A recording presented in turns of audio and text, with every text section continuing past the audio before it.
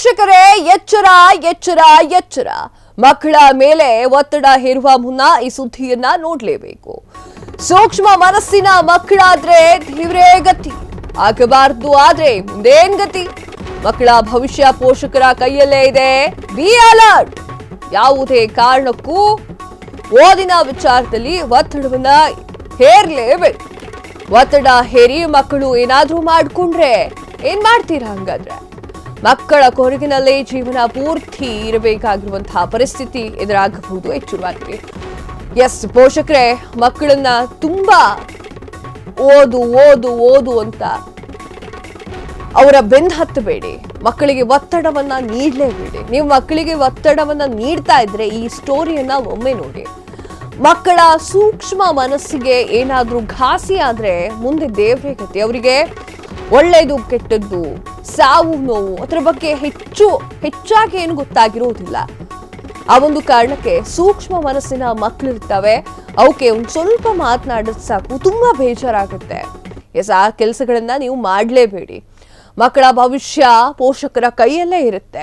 ಅವ್ರು ಜಾಸ್ತಿ ಪರ್ಸೆಂಟೇಜ್ ತೆಗಿಬೇಕು, ಅವ್ರು ಜಾಸ್ತಿ ಓದಬೇಕು, ಅಥವಾ ಅವ್ರು ಏನೋ ಮಾಡ್ಕೊಂಡು ಜಗಳ ಮಾಡ್ಕೊಂಡು ಬಂದಿದ್ದಾರೆ ಅಂತಂದ್ರೆ ಅವ್ರನಿಗೆ ಹೇಗೆ ತಿದ್ದಿ ಬುದ್ಧಿ ಹೇಳಬೇಕು ಹಾಗೆ ಬುದ್ಧಿ ಹೇಳಿ ಬಿಟ್ಟು ಅವ್ರನ್ನ ಹೊಡೆಯೋದು, ಬಡಿಯೋದು, ಅವರಿಗೆ ಕಟುವಾದ ಮಾತಿನಿಂದ ಬೈಯೋದು ಮಾಡಿದ್ರೆ ಎಲ್ಲ ಮಕ್ಕಳು ಒಂದೇ ತರ ಇರೋದಿಲ್ಲ.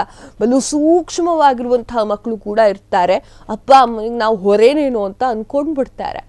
ಯಾವುದೇ ಕಾರಣಕ್ಕೂ ಓದಿನ ವಿಚಾರದಲ್ಲಿ ಒತ್ತಡವನ್ನ ಹೇರಲೇಬಾರ್ದು. ಒತ್ತಡ ಹೇರಿ ಮಕ್ಕಳು ಏನಾಗ್ತಾರೆ ಗೊತ್ತಾ ನಿಮ್ಗೆ? ಅವರು ಮಾಡುವಂತಹ ಆ ಒಂದು ನಿರ್ಧಾರ ನೀವು ಇಡೀ ಜೀವನ ಅವರ ಹೆಸರಲ್ಲೇ ಕೊರಗ್ತಾ ಇರುವಂತಹ ಪರಿಸ್ಥಿತಿ ಎದುರಾಗಬಹುದು. ಎಸ್,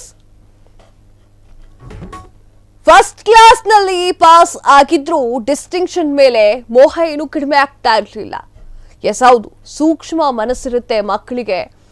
ಅವರಿಗೆ ಬೈದ್ರೆ ಅಥವಾ ಏನಾದ್ರೂ ಒಂಥರ ಹೇಳಿದ್ರೆ ಅವರು ಏನು ಬೇಕಾದ್ರೂ ಮಾಡ್ಕೊಳ್ಬಹುದು. ಆ ಒಂದು ಕಾರಣಕ್ಕೆ ಪೋಷಕರ ದಯವಿಟ್ಟು ಮಕ್ಕಳಿಗೆ ಜಾಸ್ತಿ ಒತ್ತಡವನ್ನ ಹೇರಬೇಡಿ.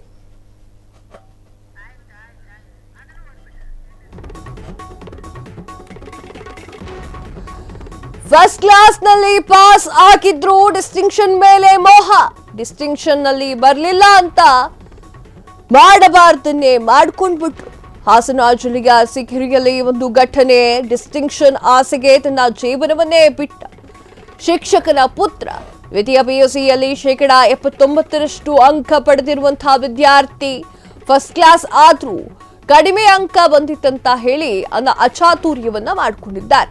ಎಸ್ಎಸ್ಎಲ್ಸಿಯಲ್ಲಿ 98% ಅಂಕವನ್ನ ಪಡೆದಿದ್ದಂತಹ ವಿದ್ಯಾರ್ಥಿ ಆದರೆ ಪಿಯುಸಿನಲ್ಲಿ ಕಡಿಮೆ ಅಂಕ ಬಂತು ಅಂತ ಹೇಳಿ ಜೀವನವನ್ನೇ ಬಿಟ್ಬಿಟ್ಟ. ಎಸ್, ಜೀವವನ್ನೇ ತೆಗೆದುಕೊಂಡ. ಈ ಒಂದು ಘಟನೆಯನ್ನ ನೋಡಿದ್ರೆ ಎಂಥವರಿಗೂ ಕೂಡ ಅಯ್ಯೋ ಅಂತ ಅನ್ಸುತ್ತೆ. ಯಾಕಂತಂದ್ರೆ ಎಲ್ಲರೂ ಏನ್ ಹೇಳ್ತಾರೆ ಅಂದ್ರೆ ನಾನು ಪಾಸ್ ಆದ್ರೆ ಸಾಕು, ನಂಗೆ 35 ಮಾರ್ಕ್ಸ್ ಬಿದ್ರೆ ಸಾಕು ಅಂತ ಹೇಳ್ತಾರೆ ಕೆಲವೊಂದಿಷ್ಟು ಜನ. ಇನ್ನೂ ಕೆಲವೊಂದಿಷ್ಟು ಜನ ಇಲ್ಲ, ನನಗೆ 95 ಮೇಲೆ ಪರ್ಸೆಂಟೇಜ್ ಬರಬೇಕು, ನನಗೆ ಡಿಸ್ಟಿಂಕ್ಷನ್ ಮೇಲೆ ಪರ್ಸೆಂಟೇಜ್ ಬರಬೇಕು ಅನ್ನುವಂತಹ ಆಸೆಯಲ್ಲಿ ಇರ್ತಾರೆ.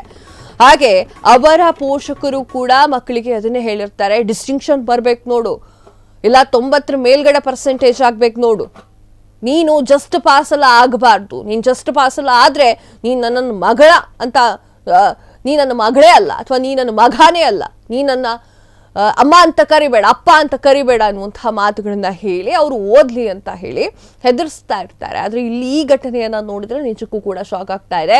ಫಸ್ಟ್ ಕ್ಲಾಸ್ ನಲ್ಲಿ ಪಾಸ್ ಆದ್ರೂ ಕೂಡ ಡಿಸ್ಟಿಂಕ್ಷನ್ ಬರಬೇಕು ಅನ್ನುವಂತಹ ಮೋಹವನ್ನ ಇಟ್ಟುಕೊಂಡಿದ್ದ ಆತ ಡಿಸ್ಟಿಂಕ್ಷನ್ ಬರಲಿಲ್ಲ ಅಂತ ಹೇಳಿ ಮಾಡಬಾರ್ದನ್ನೇ ಮಾಡ್ಕೊಂಡ್ಬಿಟ್ಟಿದ್ದ.